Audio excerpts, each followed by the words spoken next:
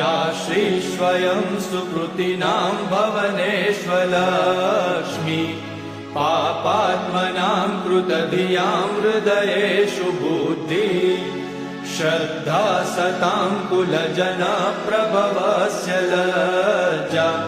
तां त्वां नता स्म परिपालय देवि विश्वम्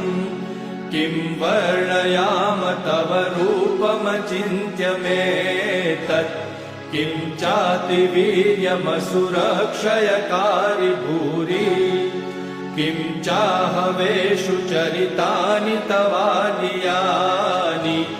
सर्वेषु देवसुरदेवगणादिकेषु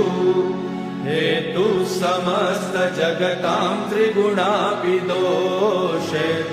न ज्ञायसे हरिहरादिभिरप्यपारा।